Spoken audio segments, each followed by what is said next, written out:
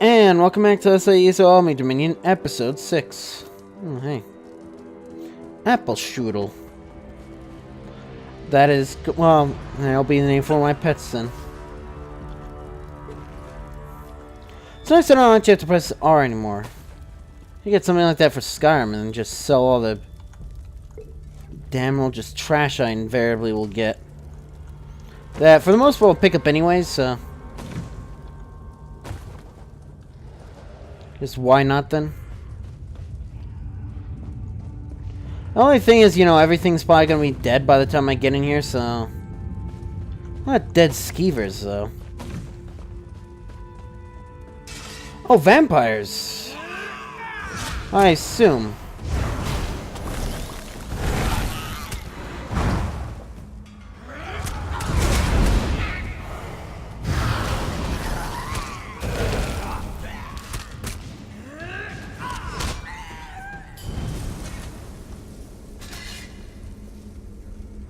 Don't know what that means.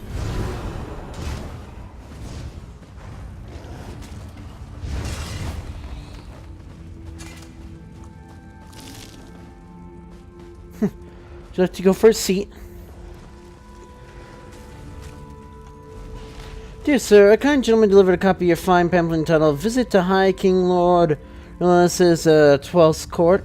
And the volume demonstrating a massive vocabulary while describing the various foibles of my liege's court. I was particularly fond of your kind praise, my justly performances, especially the act you described as abominably distasteful and rude nonsense. I applaud your honesty and forthrightness. Your honest, I can appreciate the constructive criticism. I invite you to my lodgings, and when you're out, I will throw you down a flight of stairs repeatedly. I will break your neck into see the last flicker life experience from your vast, empty eyes. Yours respectfully, Fellero. Mace etiquette. Where sometimes make the mistake of thinking there are no tactics with the mace. Assume that the sword is all about skill, and the mace is only about skill line gained one hand and shield. About strength and stamina. Better instructor mace tactics, I can tell you're wrong. The mace properly is all about timing and momentum. Once the swing of the mace has begun, stopping or slowing it down is difficult. A minute to not just a blow, but also recoil. Begin your strike when the opponent is leaning forward, hopefully off balance. It is completely predictable that they will lean backwards and a point behind his head. By the time the mace gets there, his head will be in the pass. The mace should be held to the ready, shoulder high. One app should not extend past the soldiers by more than a hand's width. Swing lead with the elbow. As the elbow passes the height of your collarbone, and forearm like a whip. The extra momentum will drive the mace faster and harder, causing far more damage. You act let the wrist loose, the mace will bounce and hurt a stiff wrist. When it goes to a blow, drive the mace back in the ready position, preparing the warrior for a quicker second strike.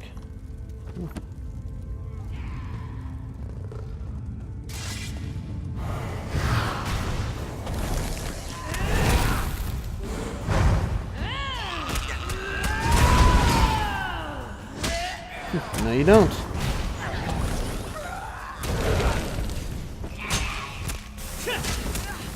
I don't know how I feel about killing another Kishi. Well, I don't actually care. Thank you, mate.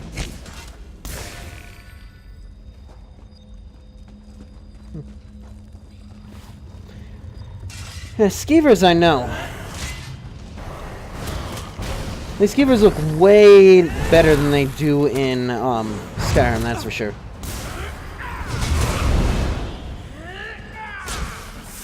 Oh. Oh yeah, I do have the poison doing its work. Yeah, so it just kind of looks stupid in first person. The frost shield, I mean.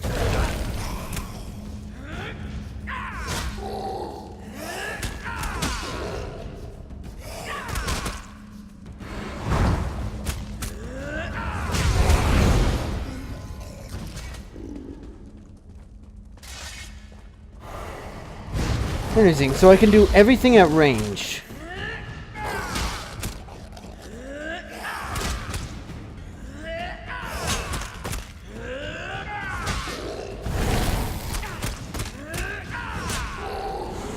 Once I get stamina, I think we'll be better.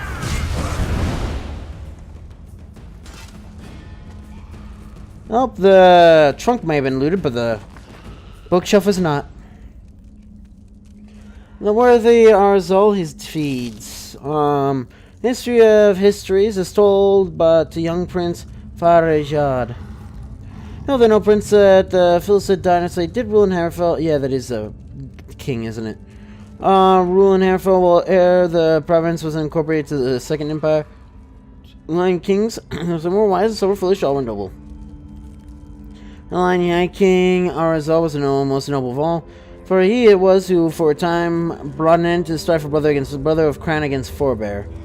This country, hearken, I shall tell the tale. Upon the passing of Jafar, estimable father, the estimable Arazal, the prince of Hagath, thereupon assumed the throne of Hagath, wore the diadem of Diagna, and bore the title High King of Hammerfell. All the nobles of Hammerfell sojourned to Hagath to pay him obeisance. But at the new High King, though so useful as to be barely bearded, he was in no wise a fool, and knew full well that his noble show of faithfulness was like unto a cloud, for him but a bereft of substance. For the fair bearer, nobles like him, and not insomuch as Arazal was a crown, and the crown noble mistrusted him insomuch as his father had not crushed the forebears. Arazal was in a quandary, for he must needs rule Hammerfell as High King, yet his support would be because of a woman who had just given birth. So the worthy Arazal gazed from his high tower upon the Zero of Ision, prayed for many prayers, and thought many thoughts. And then he thought of the amiable Zaquib, his tutor and mentor, a priestess of Satara and a sage of renown. He went to the temple and spake unto the Admiral Zaquib, saying that he had not solved the riddle of how to reconcile the crowns and the forebears. Admiral Zaquib gave him a libation, saying, Drink this tonight, O king, and dream. The nation, the worthy Arazal, retired in gratitude, and did as he bade. And that night the worthy Arazal dreamed the dream of Stalko, the world snake, who came to him within the guise of snakehead potentate. And the potentate did homage unto the High King, for he said it was given only to the worthy Arazal to solve this riddle. And the answer he said twice, once with each tongue, was to be found at the shrine of Tavar, being a divine who received the veneration of both forebears and crowns. And also the cry of a goshawk, which bird is sacred to Vava, and he woke, and it was dawn of the day. And he made haste to the shrine of Tava and Egath, and in the fresco of the goshawk, which makes Tava in his nest with his mate. And lo, where once there was one mate depicted in the nest, there now there are two. A second mate, a gleam in the morning light. And I said, truly divine, show me the answer. For as it not the greatest forebearer, Grandi, Abrina Sentinel, and the some daughter of Phoenicia, and has not greatest crown Grandi, moreover, a fierce and clever daughter, there. Who's a prince, my tale, Rosa, your worthy great-granduncle. For I know that you are quick of wit and will get out for yourself how the High King solved this riddle. So basically, he had two wives. Law of the Righteous. Read that in a second. Never mind. Resolve the Righteous, Part 1. Resolve the Righteous, Part 1, by St. John. Not rulers Vishal rich had inauspicious beginnings. Told by chronicles that the springtide night in the 448th year of the first year, she was born was unseasonably cold, and that his mother, Queen Lena, died very shortly after settling on her son. Your much beloved is father King was Skingrad, okay. Nor had plenty of heirs, 3 sons and 4 daughters before him. Chronicles make no mention of it. His existence was so very undistinguished that we hear virtually nothing from him for the first 20 years of his life. Schooling we can suppose was similar to that of any spare prince in the Covolian West. They elite tutors to teach him the ways of hunting and battle, etiquette, religious instruction, basic statecraft were seldom part of the trainings of a prince from the Highlands, and in the more civilized valley of Nibene. As a brief reference to him, together with his family, as part of the rolls of honor during the coronation of the Emperor Goreus on the 23rd of Sun's Dawn, 1st era 461. Ceremony, of course, held during the time of the Elysian doctrines of Maruka, and so was without entertainment. 13-year-old Rizla still witnessed some of the greatest figures of legend. East of Anaquina, Dole Bray represented his kingdom. In honor to the Emperor, Chieftain of Skyrim, Kajor the White, and his son Hoag were in attendance. Like the empires and tones of all elves, Chimer and Dwemer Dumac, Dwarf King, evidently there as well, diplomatically representing Rizdi and all in all to peace. In Rolls was a young Mer in service of the Imperial Court of High Rock, who was to have a great history with Rizlov, Ryan Dereni. The 2 young men of about the same age met and conversed entirely the stuff of Soren's fancy. Ryan is spoken of in praising words as a powerful Langenor. Do you mind the Aina, Belfurian the Iliac Bay? And that's such a Daggerfall? And gradually conquering all, High Rock, in large parts of Hammerfell and Skyrim, and I heard about again in the history's books for another 17 years. Only offers supposition based on the facts that follow. Children of kings are of course married to the children of other kings to bind alliances. The kingdoms of Singrad and Svach skirmished over common territory this century until they reached a peace in the year of force. Do you mind? I'm reading.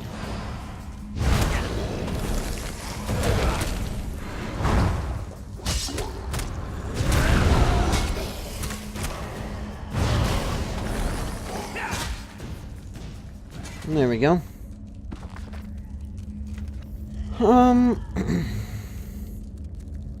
Where are we?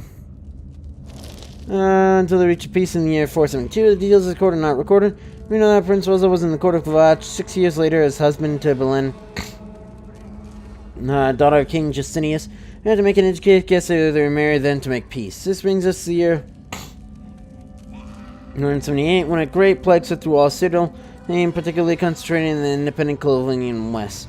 The names were King Marinus and the rest of the entire royal family in Sinran. His only surviving elder brother, Dorold, survived being in the imperial city as priest of Murik. He was summoned to assume the throne. Dorold, we have some history. The king's second son, he was slightly simple-minded, evidently very pious. All the chronicles spoke of sweetness and decency. He saw a vision in his early years that brought him, with his father's blessing, from Skingrad to an imperial city and the priesthood. And Murik, of course, saw no difference between spiritual and political matters. It was a religion of the Elysian Empire. Sought to resist the emperor was to resist the gods. Given it is scarcely a surprise that Norald did when he became king of the independent kingdom of England. His first edict on the very day was to cede the kingdom to the empire. Jin throughout the Cavalian states with shock and outrage, nowhere more so than in the court of Kvach. The Valiant, who we were told rode forth to his brother's kingdom, life and 24 of his father-in-law's cavalry. Surely not an impressive army, no matter how the chronicles embellish it, but they had little trouble defeating all the guards the Earl sent to stop them. There was no actual battling, for the soldiers of Skinguard resented their new king's decision to give their autonomy. Brother faced another in the castle court where they'd grown up. In typical Cavalian fashion, there was no trial, no accusing treason, no jury, no judge, only execution. Brother mine was lovelier said, and struck Doral's head from his shoulder in one blow. King of Skinrod, still holding the same bloody axe in his arms.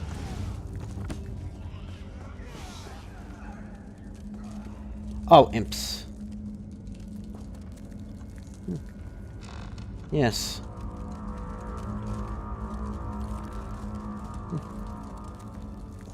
Howdy. Oh, great. Thanks for showing me that it's in here. Joanna Brett's last stance, traditional woman's verse one. Every winter season, except for the reason of one war or another, really quite a bother. The Queen of Rimmon and her consort request her vassals come and cavort on each and every ball. The first man at the hall is Lord Ogan Jonabred of... These have no respect for reading, do they?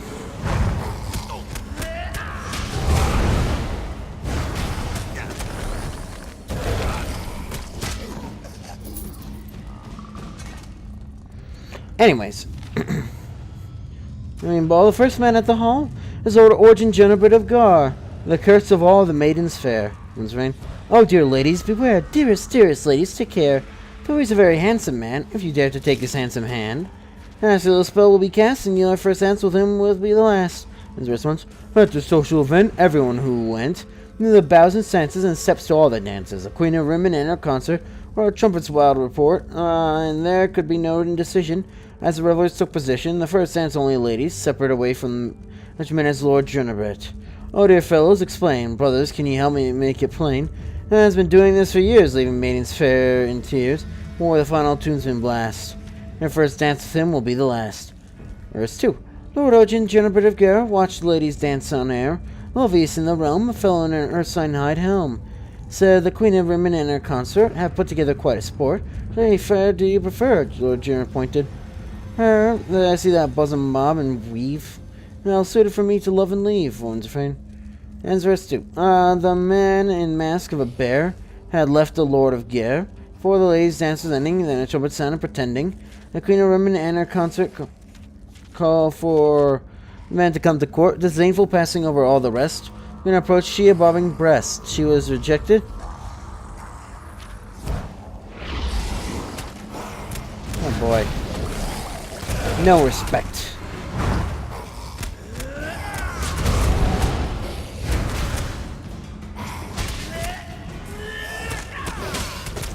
I mean, to be fair, I literally have no armor.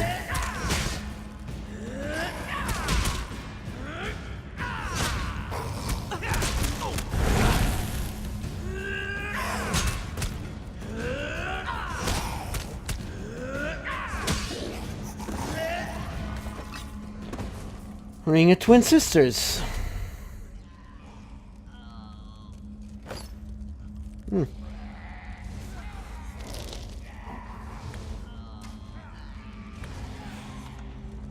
Okay.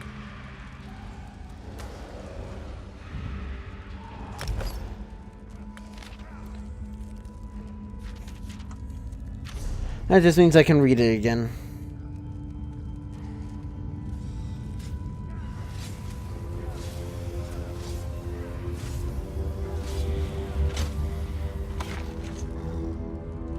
Robust. Sure.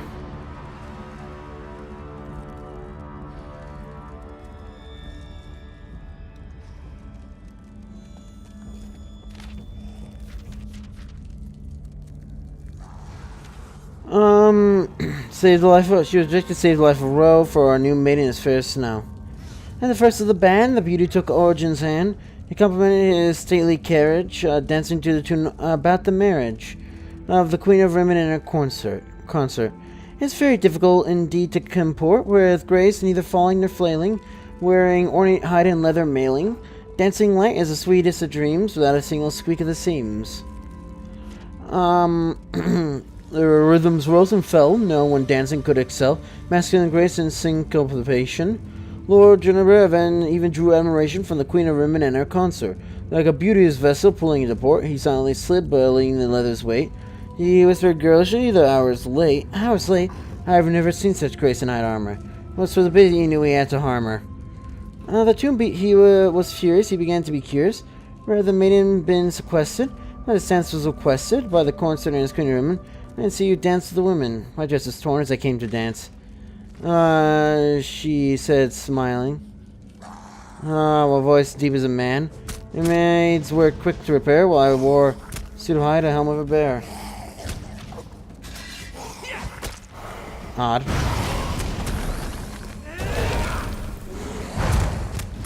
I'd like to look that over again. But I can't because this asshole does not respect reading.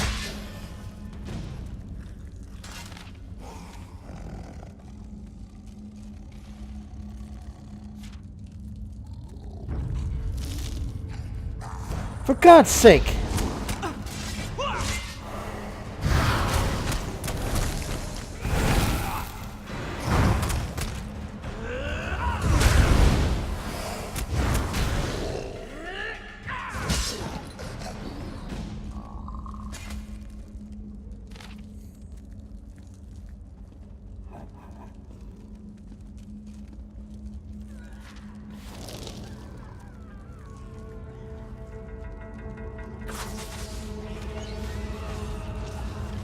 Ask of a bear, hello, I love girl. Okay, so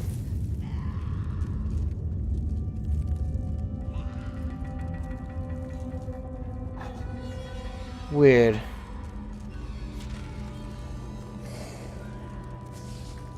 Yeah, so that guy left and then came back in a okay.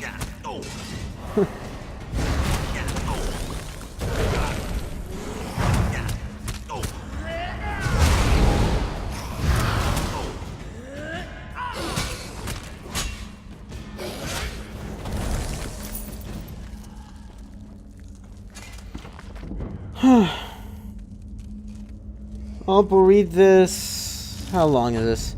Too long. Okay, well, yeah. So, I don't know. Why is there so many imps that are dead, though?